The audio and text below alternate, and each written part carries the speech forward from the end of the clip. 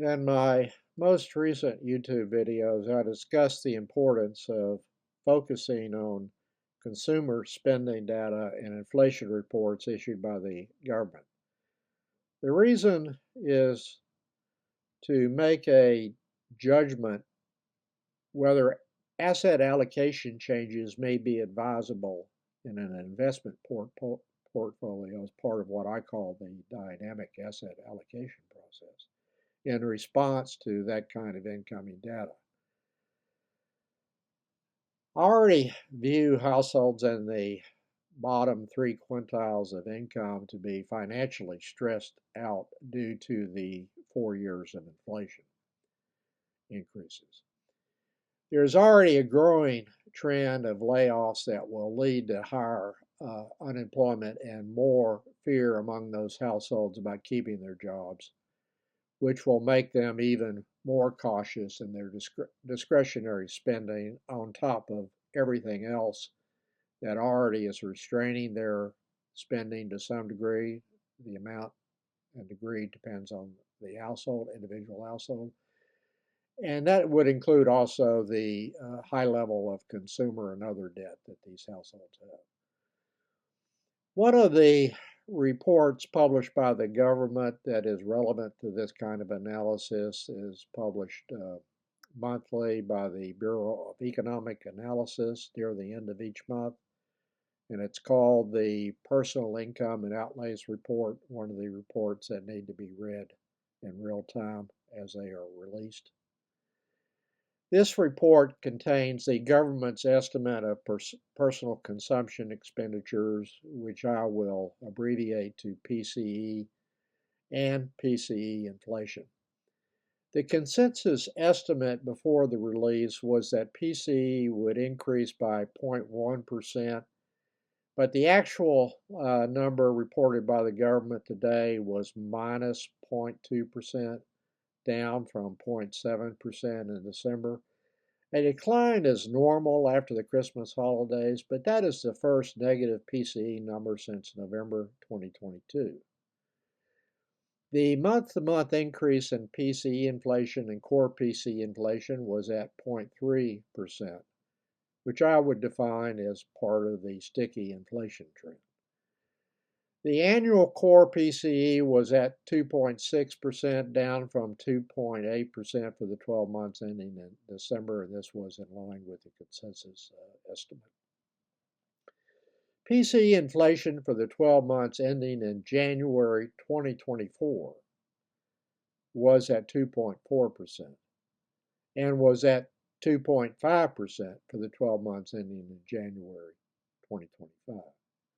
This is what I mean by sticky inflation. And this is not a debatable issue.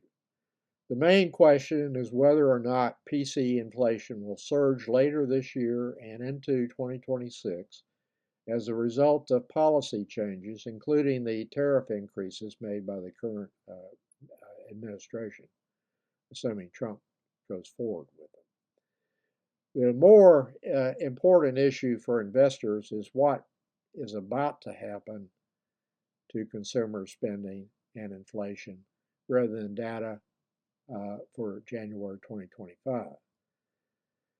My current forecast is that inflation will remain sticky near present levels for several months and will resume an uptrend in the summer that will accelerate gradually into 2026, provided Trump starts and continues a broad-based tariff war and mass deportations reach a level that disrupts the U.S. supply chain and worker availability, particularly in the agricultural and construction sectors.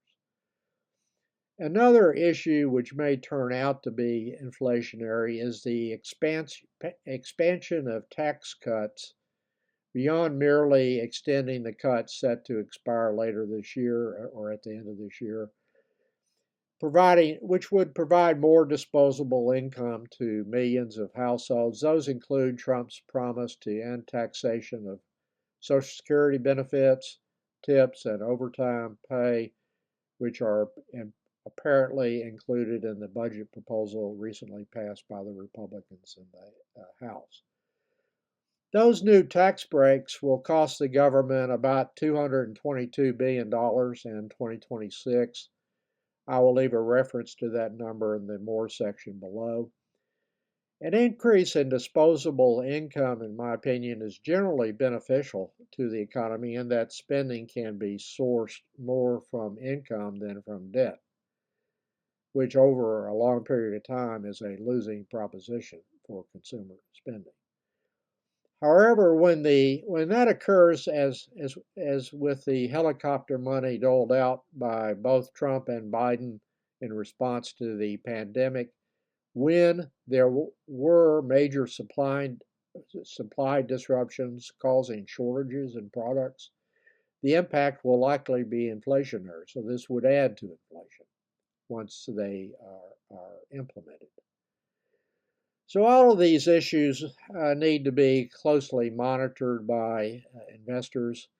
The negative number in January's personal consumption expenditures, which amounts, by the way, to about $30.7 billion decline in personal consumption expenditures, which is what that 0.2% equals, is consistent with two negative recently released consumer surveys.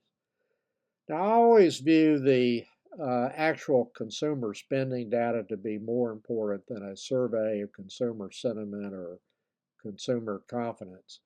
But those surveys can catch a transition to lower consumer spending. So it's more of a future indicator, in my opinion, than a possible future indicator. With the current consumer data being still positive on an annual basis, but whether this consumer survey data is pointing to a decline in consumer spending is the issue going forward.